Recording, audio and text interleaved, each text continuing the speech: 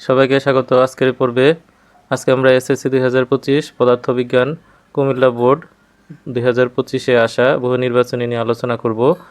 কোন ঘর্ষণ কাজে লাগিয়ে একজন মানুষ পানিতে সাঁতার কাটতে পারে? তো পানিতে সাঁতার কাটার জন্য ব্যবহার করা হয় প্রবাহী ঘর্ষণ। অর্থাৎ প্রবাহী ঘর্ষণের জন্য আমরা তরল বা বায়বীয় পদার্থের ভেতর দিয়ে যাওয়ার সময় যে ঘর্ষণ বল অনুভব হয় সেটাকে বলা হয় প্রবাহী ঘর্ষণ।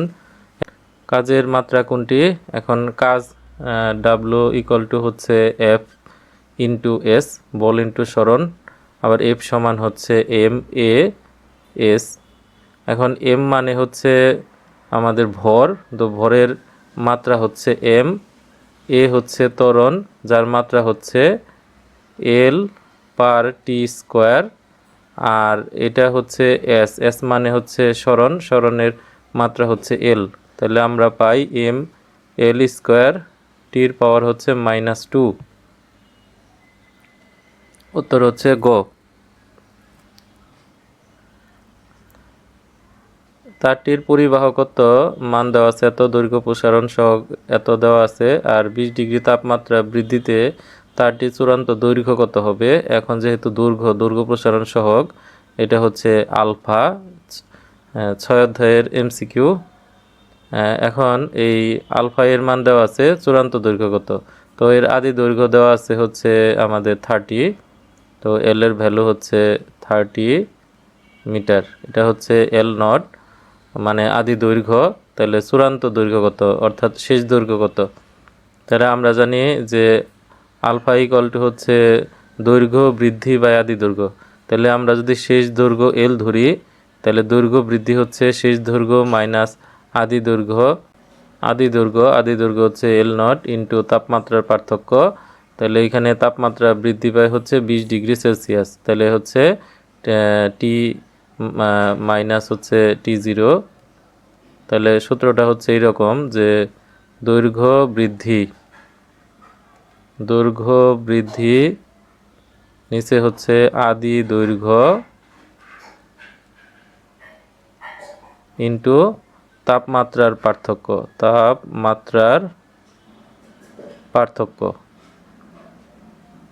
তো এইটা দিয়ে আমরা সূত্রটা করব, অর্থাৎ আলফা হলো দৈর্ঘ্য বৃদ্ধি বাই আদি দৈর্ঘ্য ইন্টু তাপমাত্রার পার্থক্য। তাহলে এই ক্ষেত্রে আমাদের এটাকে আর গুণ দিলে L minus L not equal to alpha L not T minus হচ্ছে টি নট। তাহলে এইখানে আমাদের চূড়ান্ত দৈর্ঘ্য জানতে চাইছে, এল এর মান জানতে চাইছে। তাহলে এল ইকুয়াল টু হচ্ছে L not plus alpha L not T minus T not. এখন আমরা মান বসায় দিব। আদি দৈর্ঘ্য হচ্ছে 30 প্লাস আলফা এর মান 1.67 into 10 power -16 into L not হচ্ছে 30, আর তাপমাত্রা বৃদ্ধি, তো তাপমাত্রা বৃদ্ধি হচ্ছে 20 ডিগ্রি কেলভিন, কারণ বৃদ্ধির ক্ষেত্রে কেলভিনে যা এবং ডিগ্রিতেও সেম তাই হয়। তাহলে এটা হচ্ছে 20। তো এই সবগুলা সংখ্যা যদি আমরা গুণ দিই তাহলে আমাদের মান পাওয়া যাবে হচ্ছে 30.00096 এত মিটার। তো এটার থেকে যদি আমরা যেহেতু এটাই জানতে চাইছে, তো অ্যান্সার হচ্ছে 3-এর গ। উদ্দীপকের ক্ষেত্রে তারটি তামা দিয়ে তৈরি।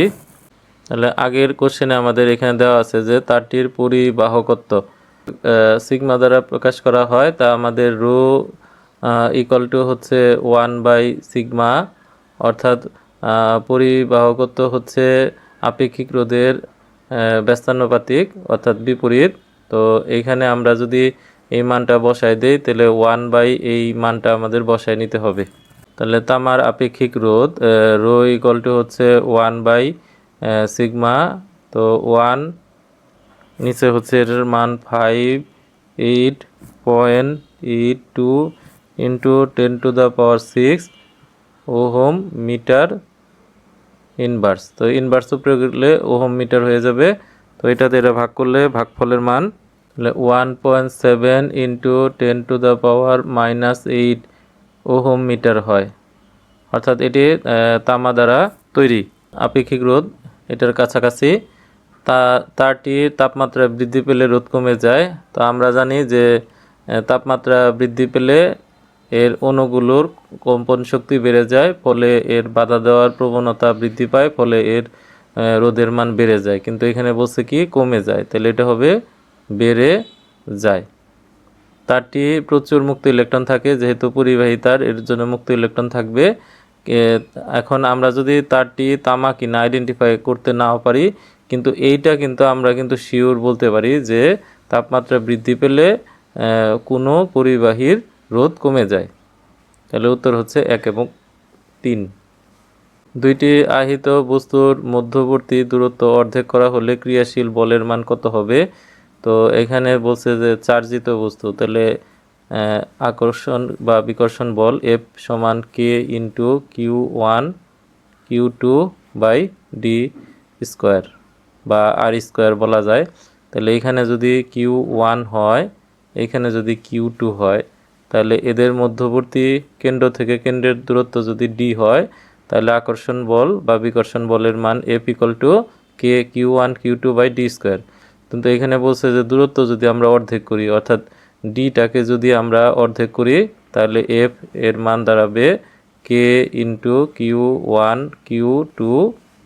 তাহলে নতুন একটা মান আমরা এর পরিবর্তে পাবো যে এর অর্ধেক। তো অর্ধেক করলে 2 এর বর্গ হবে 4, এই 4টা কিন্তু উপরে উঠা যাবে।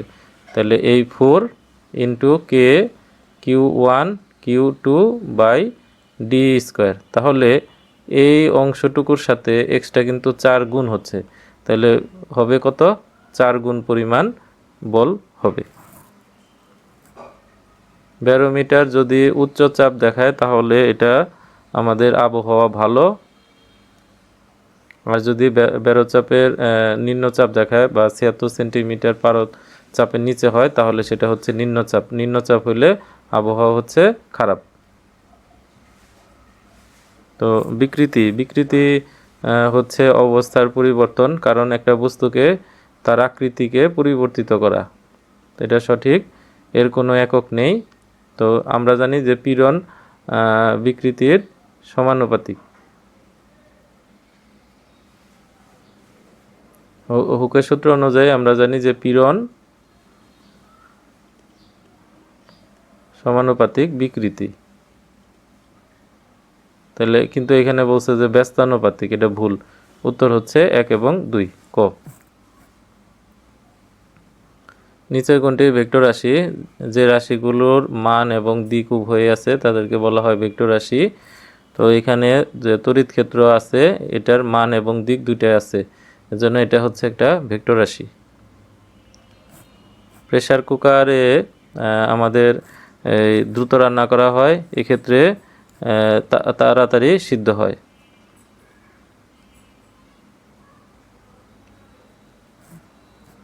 ত্রিমাত্রিক সিসমিক সার্ভেতে প্রতিফলিত তরঙ্গকে কিসের সাহায্যে ধারণ করা হয়? তো এটার উত্তর হচ্ছে জিওফোন। জিওফোনের সাহায্যে ধারণ করা হয়, 7ম অধ্যায়ে আছে এটা। তো শব্দের বেগ বাতাসের চাপের উপর নির্ভর করে, এটা সত্য নয়। তারপরে মাধ্যমের স্থিতিস্থাপকতার উপর নির্ভর করে, এটা সত্য। বায়ু মাধ্যমে সবচেয়ে বেশি না, এটা হচ্ছে কঠিন মাধ্যমে বেশি, তরল মাধ্যমে মাঝারি এবং কঠিন মাধ্যমে হচ্ছে সর্বোচ্চ, আর বায়ু মাধ্যমে হচ্ছে কম। বাতাসের ঘনত্ব বেড়ে যাওয়ার সাথে সাথে বৃদ্ধি পায়, এটা হচ্ছে কমে যায়। তাই উত্তর হচ্ছে 11 এর খ। 12 নিচের কোনটি বাস্তব প্রতিবিম্ব তৈরি করতে পারে? এটা হচ্ছে উত্তল লেন্স এবং অবতল দর্পণ। কারণ অবতল দর্পণ যে ধরনের আচরণ করে, উত্তল লেন্স ঠিক একই রকমের আচরণ করবে। একটি অবতল দর্পণের ফোকাস থেকে 5 সেন্টিমিটার দূরে একটি বস্তু স্থাপন করা হলো। তো দর্পণটির বক্রতার ব্যাসার্ধ হচ্ছে 20 সেন্টিমিটার। তো প্রতিবিম্বের দূরত্ব কত? তাহলে বক্রতার ব্যাসার্ধ আমরা জানি, ফোকাস দূরত্ব বক্রতার ব্যাসার্ধের অর্ধেক, তাহলে 20কে আমরা অর্ধেক করব, তাহলে আমরা পাবো হচ্ছে ফোকাস দূরত্ব। এখন বস্তুটিকে 5 সেন্টিমিটার দূরে স্থাপন করা হয়েছে, তাহলে ইউ ইকুয়াল টু হচ্ছে 10 + 5, টোটাল হচ্ছে 15 সেন্টিমিটার।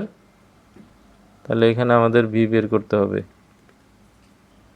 আমাদের সূত্র হচ্ছে 1/u প্লাস 1/v সমান হচ্ছে 1/f। আর অবতল দর্পণের ফোকাস দূরত্ব হচ্ছে পজিটিভ, তাই এফ এর মান পজিটিভই থাকবে। এখন 1/v সমান হচ্ছে 1/f মাইনাস 1/u। এখন এফ এর ভ্যালু হচ্ছে 10, ইউ এর মান হচ্ছে 15। তো এই দুইটার লসাগু আমরা না পারলে গুণ করে দিলে হবে 10 × 15, যদি এটার লসাগু হচ্ছে 30। তো এটা হচ্ছে 15 আর এটা হচ্ছে 10, তাহলে উপরে হচ্ছে 5, নিচে হচ্ছে 150। তাহলে ভি ইকুয়াল টু এটা উল্টে গেলে 150, নিচে হচ্ছে 5, টোটাল হচ্ছে 30।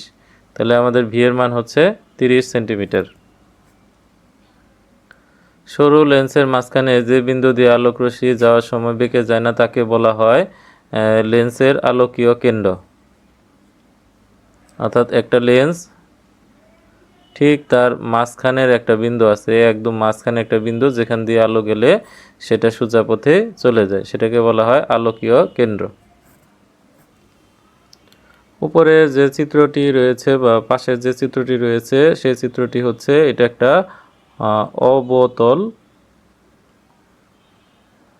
অবতল লেন্স। আমরা জানি যে অবতল লেন্স হচ্ছে উত্তল দর্পণের মতো কাজ করে। তাহলে উত্তল দর্পণ আমরা অষ্টম অধ্যায়ে পড়েছি, আর অবতল লেন্স হলো নবম অধ্যায়ে। তো উত্তল দর্পণ যে ধরনের প্রতিবিম্ব তৈরি করবে, অবতল লেন্সও ঠিক সেই রকমভাবেই প্রতিবিম্ব তৈরি করে। তো উত্তল দর্পণে সবসময় আমাদের প্রতিবিম্ব হয় লক্ষ্যবস্তু অপেক্ষা ছোট, তা বিবর্ধন এর জন্য সবসময় একের কম হবে, তাহলে এটা সত্য। আর যেহেতু এটা খর্বিত হয় বা লক্ষ্যবস্তু অপেক্ষা ছোট হয় এবং এটা হচ্ছে অবাস্তব প্রতিবিম্ব তৈরি করে, অবাস্তব প্রতিবিম্ব সবসময় সোজা হবে, অবাস্তব সবসময় সোজা হবে, সেজন্য এটা ভুল। আর লেন্সের ক্ষমতা আর অবতল লেন্সের এই ফোকাস দূরত্ব হচ্ছে নেগেটিভ, এজন্য এটার ক্ষমতা হচ্ছে মাইনাস চিহ্ন, এটাও সঠিক আছে। এখন শুধু সংখ্যাটা আমাদের মিলাইতে হবে। তাহলে আমাদের পি সমান হচ্ছে 1/f। তো এটার ফোকাস দূরত্ব, তো এখান থেকে এটা হলো ফোকাস, তো এটা আমাদের দিতে হবে 15 সেন্টিমিটার। তো 15 সেন্টিমিটারকে আমরা যদি মিটারে প্রকাশ করি তাহলে 100 দেওয়া ভাগ করতে হবে। 100 দেওয়া ভাগ করলে আমাদের মিটার হয় 0.15। তো এটার ভাগ করলে মান হচ্ছে, এটা মাইনাস চিহ্ন বসবে, তাহলে -6.67 ডায়াপ্টার। তার মানে এটা সঠিক আছে। আর যেহেতু দুই অপশনটি ভুল, উত্তর হবে 1 এবং 3 গ। বর্তমানে তুল্য রোধ কত? এখানে আমাদের প্রথমে আমরা এখানে পয়েন্ট নির্ধারণ করব। তো প্রথমে এখানে আমরা দিলাম এ পয়েন্ট, তারপরে এখানে দিব বি পয়েন্ট, আর এখানে আমরা সি পয়েন্ট দিতে পারি। তাহলে এ এবং বি এর মধ্যে R1 এবং R3 এই দুইটি রোধ আছে সমান্তরালে। তো আমরা জানি যে সমমানের রোধ যদি সমান্তরালে থাকে তাহলে রোধের শর্টকাট সূত্র হচ্ছে যে এখানে RP হবে রোধের মান ভাগ রোধের সংখ্যা। রোধের মান হচ্ছে 8 আর রোধের সংখ্যা হচ্ছে 2, এটা হচ্ছে 4। এটা হলো শর্টকাট নিয়ম। তো আরেকভাবেও করা যায়, দুইটা রোধ যেহেতু আছে, উপরে হবে তাদের গুণফল আর নিচে হবে তাদের যোগফল। তাহলে উপরে হলো 64, নিচে হচ্ছে 16, ভাগ করলে 4 হয়। তাহলে এই দুইটা মিলে আমাদের তুল্য রোধের মান হচ্ছে 4, আর এটার সাথে এটা হচ্ছে শ্রেণীতে আছে, শ্রেণীতে থাকলে যোগ হয়, তাহলে 4 এবং 4 যোগ করলে হবে 8।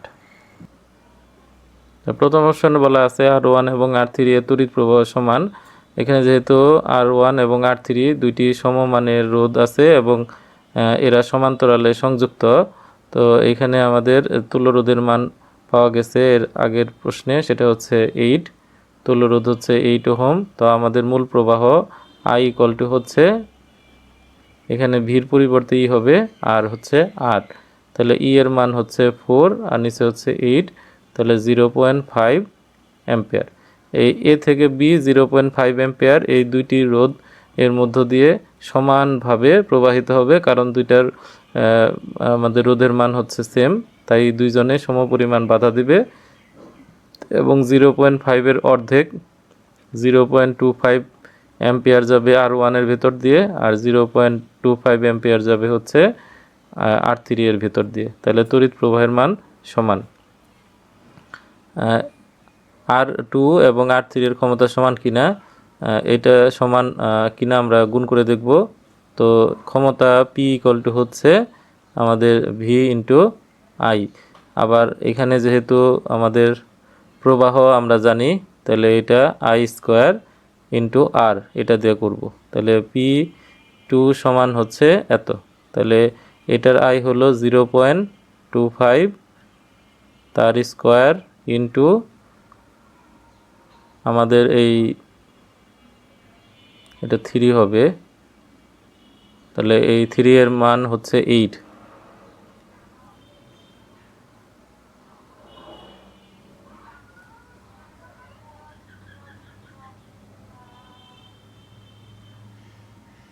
তাহলে 0.5 ওয়াট, অর্থাৎ এই R3 এর ক্ষমতা হচ্ছে 0.5 ওয়াট। আর এটার ক্ষেত্রে আমাদের অ্যাম্পিয়ার জানা আছে হচ্ছে 0.5 অ্যাম্পিয়ার। তাহলে 0.5 তার স্কোয়ার ইন্টু হচ্ছে এটার রোধ হচ্ছে 4।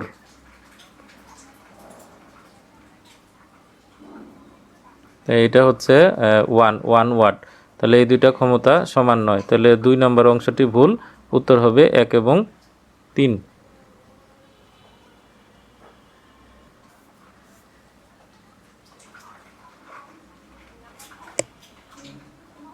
আর এটা হচ্ছে যে R1 এবং R2 এর বিভব পার্থক্য আমাদের সমান।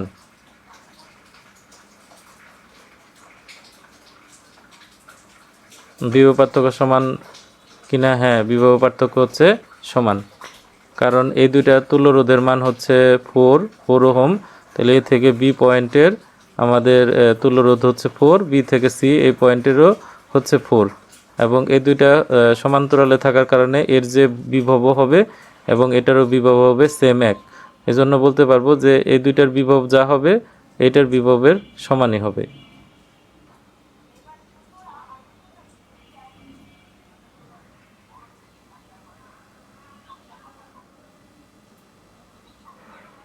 একটি ট্রান্সফরমারের মুখ্য কুণ্ডলীর ভোল্টেজ হচ্ছে 12 ভোল্ট এবং তড়িৎ প্রবাহ হচ্ছে 3 অ্যাম্পিয়ার। গৌণ কুণ্ডলীর তড়িৎ প্রবাহ হচ্ছে 4 অ্যাম্পিয়ার। গৌণ কুণ্ডলীর ভোল্টেজ কত? তাহলে ভি বের করতে হবে, এটা ভি কত। তো আমাদের এই সূত্র হচ্ছে যে গৌণ কুণ্ডলীর ভোল্টেজকে আমরা লিখব হচ্ছে ভিএস, সেকেন্ডারি ভোল্টেজ। তাহলে VP/VS = IS/IP।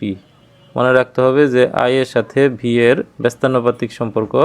তাহলে এটা হচ্ছে ভিপি হচ্ছে 12 ভোল্ট, VS এর মান বের করতে হবে। IS হচ্ছে যে মুখ্য কুণ্ডলীর প্রবাহ, এটা হচ্ছে IP প্রাইমারি, তাহলে 3, আর এটা হচ্ছে IS সেকেন্ডারি। তো সেকেন্ডারি হচ্ছে 4। তো এটা কোনাকুনি গুণ করলে 4 × VS = 3 বারং হচ্ছে 36।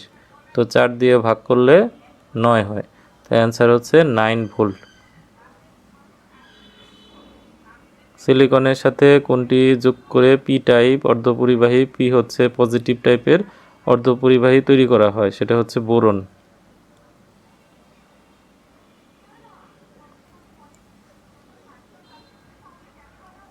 নিচের কোনটি উচ্চ ক্ষমতার এক্স-রে ব্যবহার করে ক্যান্সার কোষকে ধ্বংস করা হয়? সেটা হচ্ছে রেডিওথেরাপি। নিচের কোন আলোকীয় ঘটনা এন্ডোস্কোপিতে পর্যবেক্ষণ করা যায়? পূর্ণ অভ্যন্তরীণ প্রতিফলন। আলোক বিজ্ঞানের স্থপতি হিসেবে নিচের কোন নামটি বিবেচনা করা হয়? সেটা হচ্ছে ইবনে আল হাইয়াম। কোনটি সবচেয়ে ছোট একক? সেটা হচ্ছে ফেমটোমিটার। একটি বস্তুর বেগ 4 সেকেন্ড সময়ে এত থেকে বৃদ্ধি পেয়ে এত মিটার হলো, 8 সেকেন্ড পরে বস্তুটির বেগ কত হবে? তো এইখানে আমাদের বের করতে হবে হচ্ছে ত্বরণ এ সমান হচ্ছে V - U/T।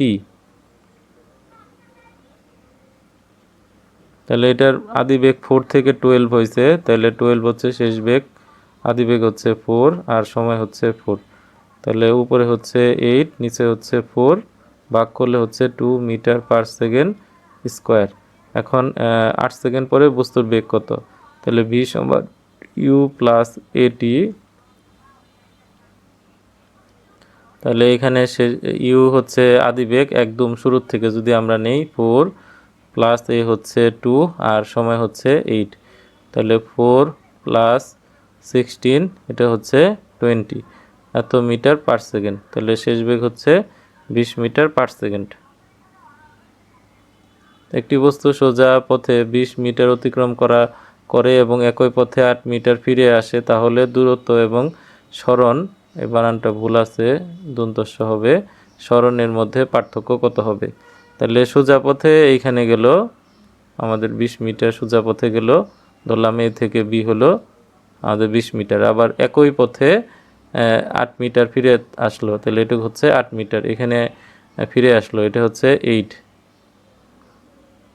তো এখন দূরত্ব হবে তার অতিক্রান্ত পথ, প্রথমে অতিক্রম করছে 20 আর ফেরত আসলো 20, এর টোটাল হচ্ছে 28, এটা হচ্ছে তার দূরত্ব।